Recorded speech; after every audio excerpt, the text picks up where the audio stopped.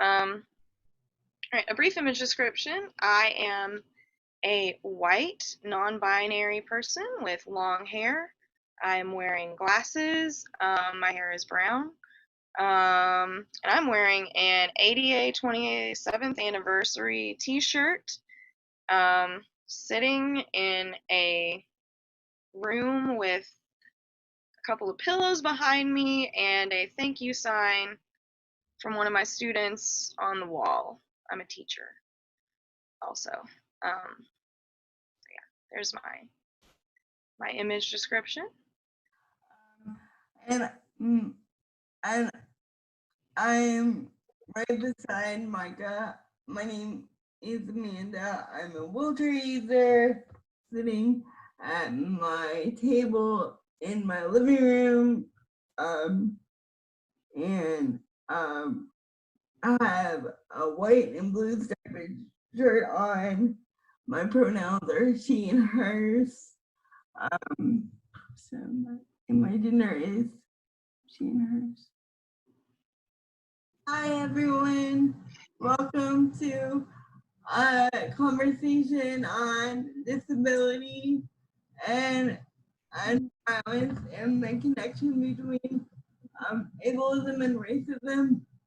This is our first conversation that the independent speakers have ever done, so please be patient with us with the video, with having these kind of conversations. We're all still learning, but we wanted to start off this conversation around state violence, which is understanding terms and where we're coming from as an organization and why this is important.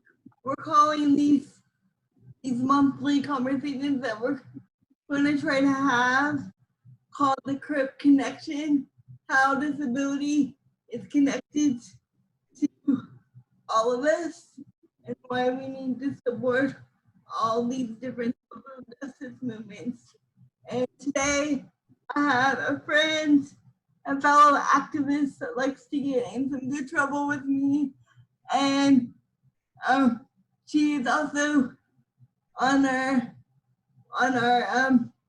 leadership council for the Independent Speakers Project, which is the organization that is putting on this conversation.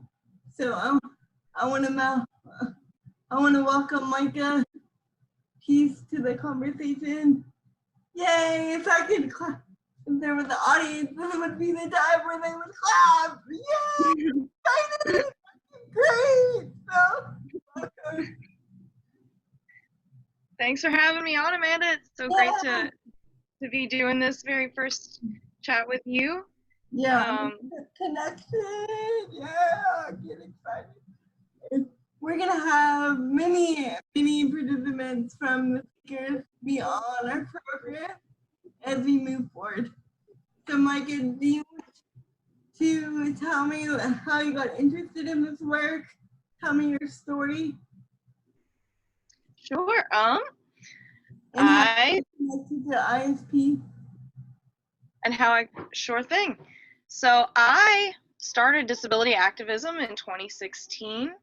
I had recently been diagnosed with Ehlers-Danlos syndrome and some related disorders, as well as coming into my identity as a queer autistic adult, going through college and learning a lot of things about various social justice movements. I was a women and gender studies student who cut their teeth in third wave Black feminism. Shout out to Meredith Smith.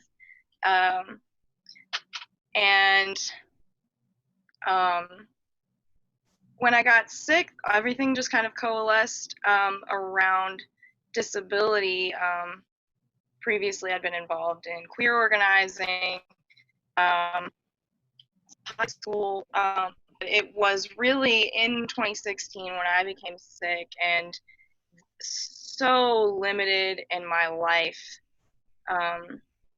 just by the things that my own body could no longer do, by the ways that the world no longer seemed to jive with the way that I moved through it, even as an autistic person having encountered challenges since childhood. And the more isolated I got, the more fired up I got, and the more desperate I became to get connected, I guess, to other people with disabilities, and through a lot of online connecting and stuff.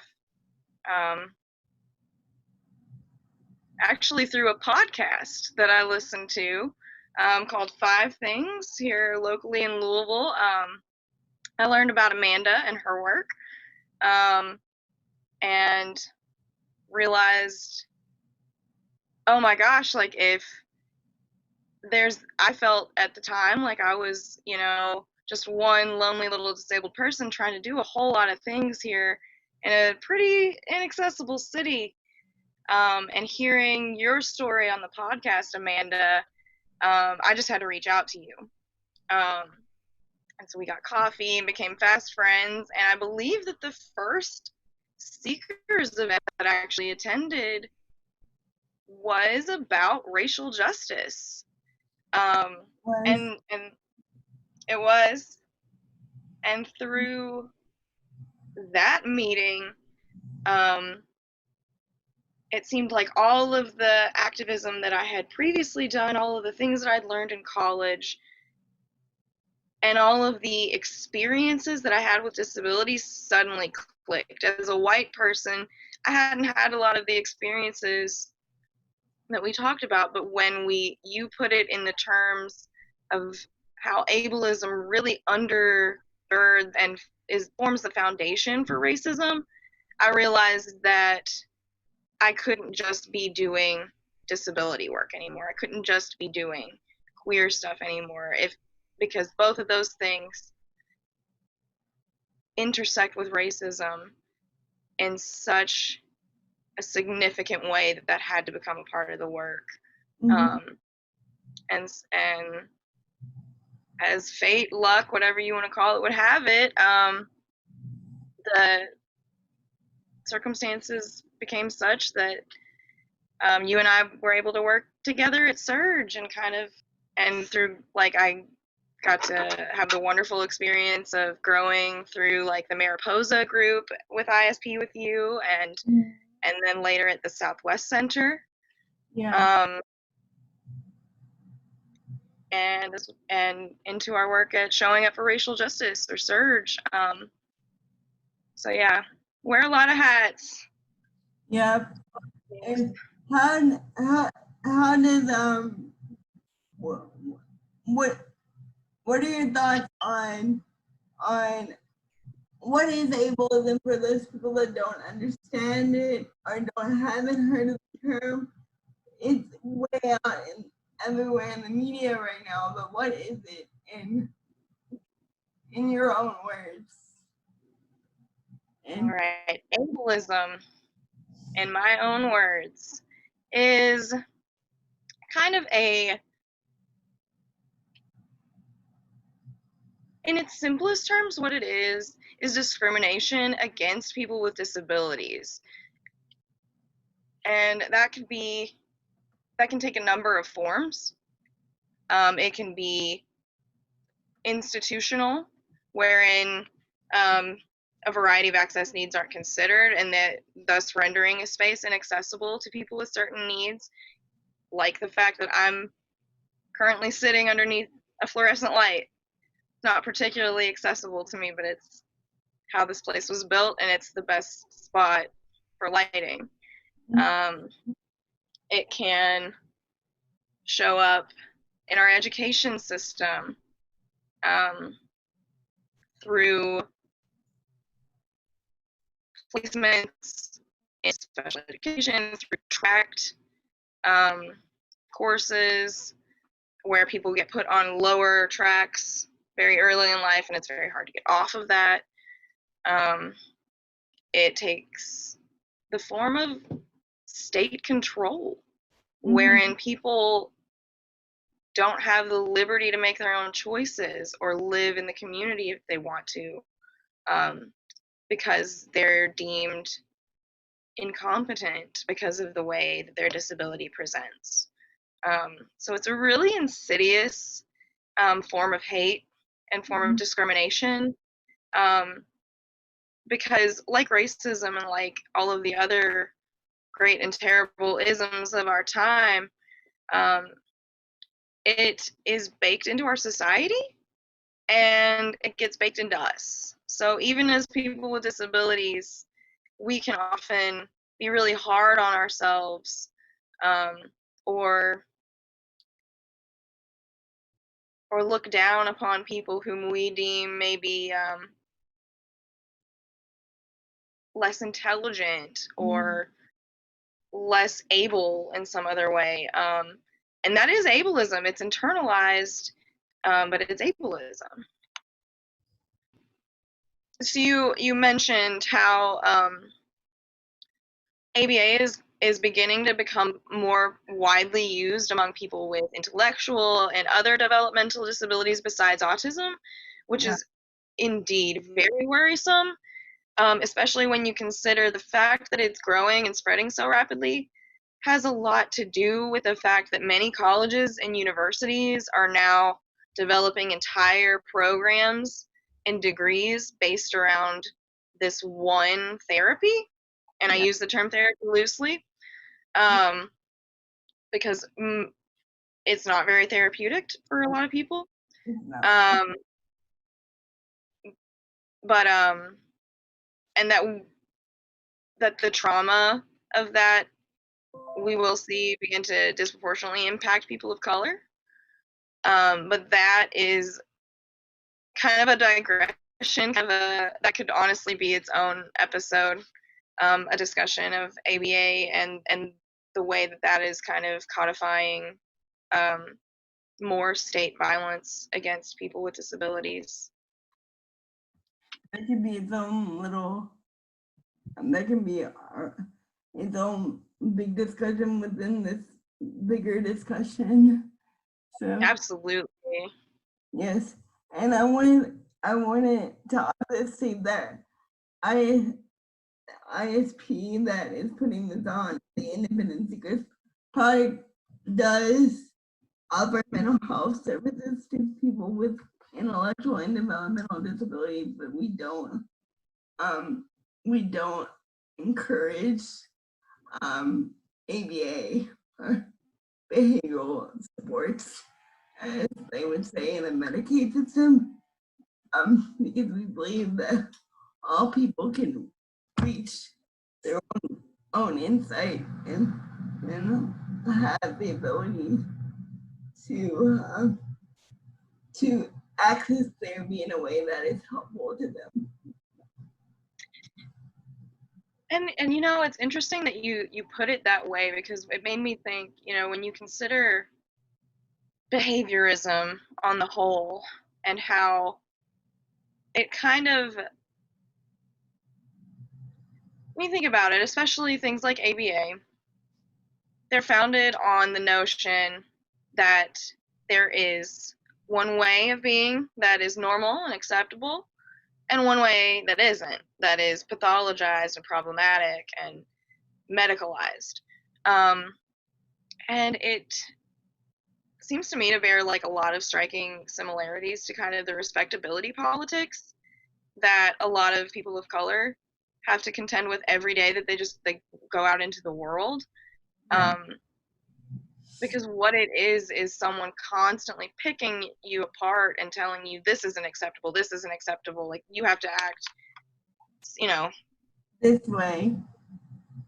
Yeah, in order to be accepted. And a lot of the standards and behaviors and things that they teach are rooted in white supremacy, are rooted in what, you know, maintains this status quo, what makes people in power comfortable. And we can't ignore that as anti-racist and as activists.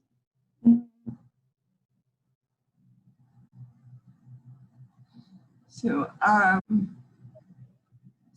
how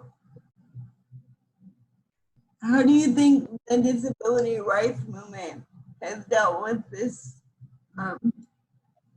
idea of race and the disability rights movement has dealt with race in the past and in the last 10 to 15 years? There's been a push by especially women and non-binary people to focus on disability justice kind of work. And so, and so as to white people on this call, we did not come up with disability justice, but that is the model that we've taken in the seekers in our work. So I would like, could you explain what the differences of those are, or why it's so important to look at this other perspective? So the disability rights movement, which gives us more of a historical perspective, I guess, or well, that's a weird way to say it, but the disability rights movement historically has been very white, because these are the people who have been in positions to have their voices heard.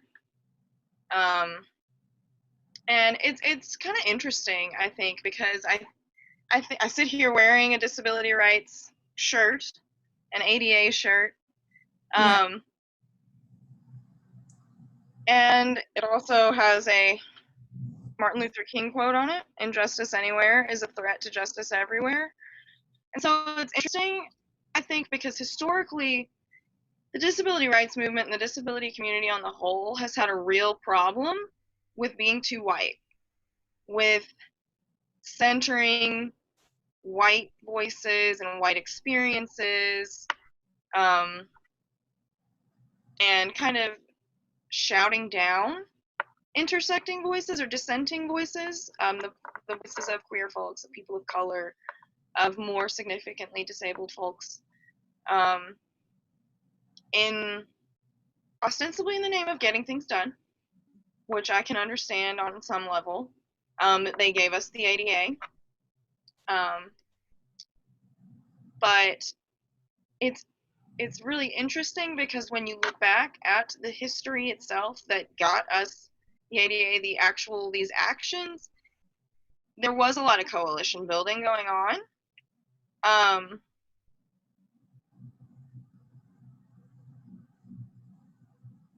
The term, like person first language, can both be credited to people with intellectual and developmental disabilities, but as much to them as to queer people, particularly the HIV positive community.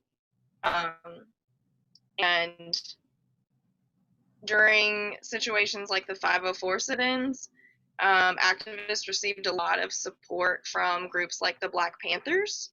So historically, these movements have all kind of coalesced, and yet somehow we have seen disability rights remain too white.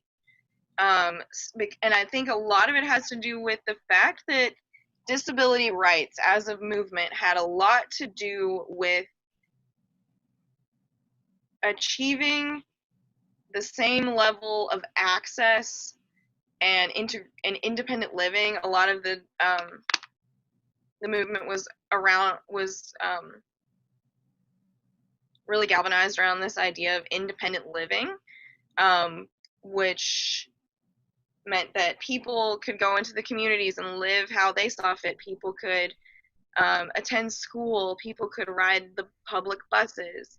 A lot of it had to do with just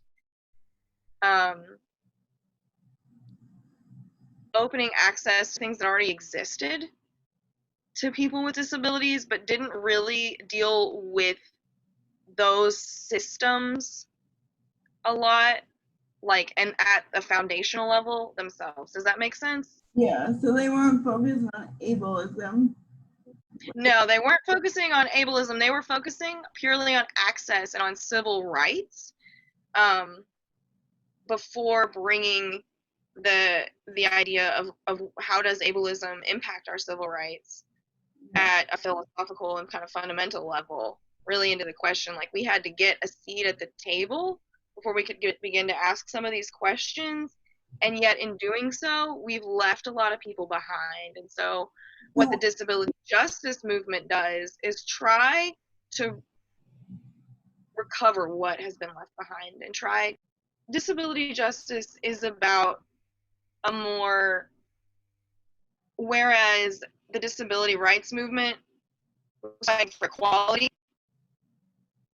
disability justice seeks to bring equity and inclusion into things where, and so that can be kind of confusing, those two words sounding really similar, but equity and, or let me start over.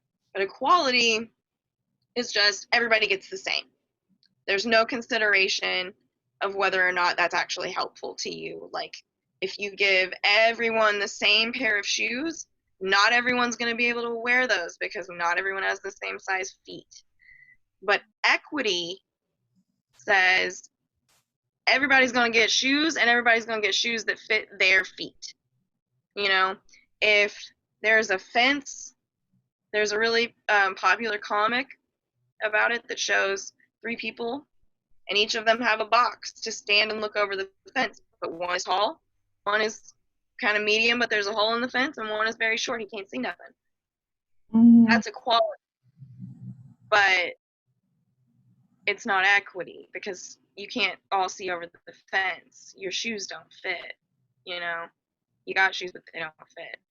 So what we want to do by organizing within the framework of disability justice is make sure that what we do is always welcoming and always accessible to everybody, and is always centering the people who need that the most, and is always uplifting those kinds of folks into positions of leadership. So, who is missing from this conversation? I mean, it's just the two of us. Yeah. There's a lot that could be brought into this conversation. And why do you think it is? And why do I think it is? Yeah. I think there's a lot of reasons. You and I talk a lot about how even in this time of the coronavirus and quarantine and of Zoom meetings, yeah, that a lot of folks like to kind of pat themselves on the back and say things are getting more accessible, when they're not. There are a lot of folks who, you know, maybe it's their income, they don't have access to a computer. Maybe it's their disability, they need someone to come and help them to turn the computer on and navigate to the link. Or maybe it's someone who has a guardian or who lives at home with an abusive family who doesn't accept their gender identity or their orientation, or just the fact that they're an activist. And they can't have these conversations because they don't have a private space, or they always have someone looking over their shoulder saying what they can and can't say. And that's a lot of the people that we serve at Seekers. So we serve a lot of people, but the majority of the people that we serve have state guardians, and they're not able to participate in these conversations, or they're able to participate in these conversations, but those conversations can't be recorded for people to know about these stories and things like that. So. And a lot of them want to have these conversations. A lot of them are really energized and excited about organizing and sharing their story and about disability justice, but they're being held back by well-meaning people who think that they know what's best for them, when really that kind of paternalism is another form of racist, ableist white supremacy. Mhm. Do you have any other thoughts before we end our conversation today? Well, I guess I want to put it out to our viewers. I'm interested to hear their thoughts. How have ableism and racism shown up in your life? How have they intersected for you? Maybe let us know what barriers you faced in accessing even this video. Because there's value both to telling the world and, I mean, there are access things that we can circumvent too, like sharing a screen to have words or things like that. But even if you can't fix it, it's important to share the stories and put them out there.